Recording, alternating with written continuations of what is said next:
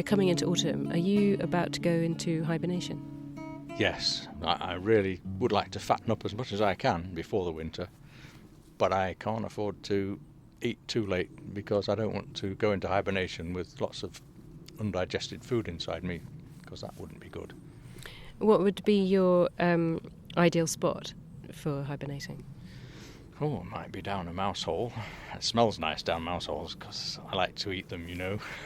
But they're under a pile of stones or somewhere out of the frost. That's the most important thing. Out of the frost and where I won't be disturbed. Can you normally sleep through, or do you often get disturbed? No, it's not. Doesn't do me any good to get disturbed. No. And if I do get disturbed, I can't move very much because I'm too cold. So I'm fairly defenceless. When would you come out? Oh well, we male adders, you know, we have to get out fairly early. So I have to actually brave the cold. You know, it might only be 4 degrees in the shade, but if the sun's shining in the middle of February, I've got to get out there to soak up some of that sunshine and get my hormones up to the right level, because I've got a very busy time coming ahead. So you like sunbathing? I do. Yes, I'm specially designed for it. I can flatten myself out in the sunshine. I can get warmed up quite quickly, actually, if the sun's shining. So you're just trying to warm up? Yes, because I can't function properly if I'm not warm. I need to get up to 30 degrees or so. It's not that precise, but I have to be really careful, actually, not to get too hot. Can you tell us what makes you want to bite us? I don't want to bite you at all. I'd rather not bite you at all. It doesn't help me in the slightest. But if you're going to stand up me, I can't let that happen. And I'll try and get away if I possibly can. And if you were really silly and tried to pick me up, then I hate being picked up, because I don't really know what's going to happen to me. And I could get hold of your finger quite nicely and give it a quick bite. You won't even see it happen. It's that quick. And so you're just defending yourself. You're not out to get us. I'm not out to get you at all. No. In fact, just the reverse. I'd rather you didn't see me at all. Can you hear us coming? I can't, actually. I can't hear a thing. No. My distant ancestors went to live underground, and they didn't need their ears anymore, so they stopped working. But I can feel vibrations. So we've developed the ability, living underground, to feel vibrations to warn us of danger. And since we've now evolved back out of the ground into the open again, we can feel vibrations. So unless you walk very, very quietly, we know you're coming. Have you ever been in an adder dance? Oh yes, I'm very good at those because I'm quite big and quite strong. And if there aren't many females about and there are too many males, then we have to decide who's going to mate with the females. So yes, we have quite a merry dance. It's quite combative, and I have to try and push the other fellow down to the ground. I usually win.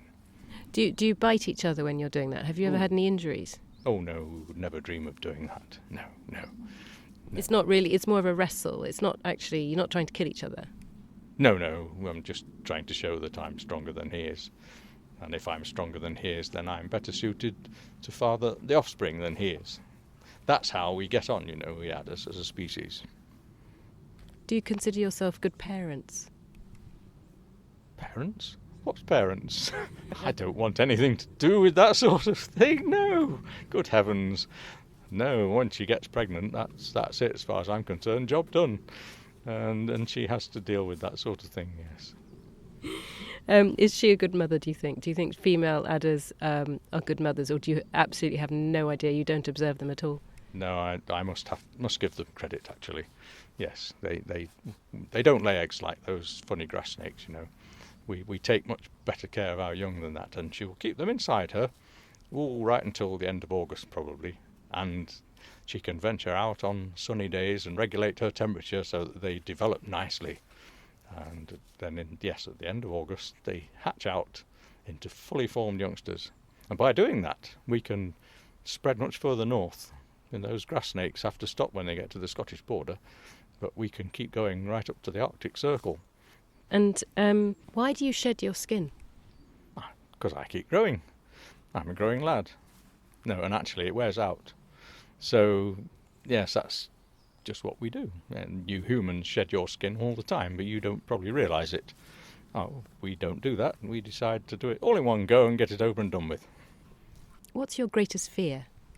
Being trodden on, actually. Well, being trodden on and losing my home, unfortunately. More and more of us adders are losing our homes. Yes, we like places to be really undisturbed. We don't like any kind of interference. So, and it's getting harder and harder to find places like that to live, I'm afraid. Is there anything unusual about you that we might not know?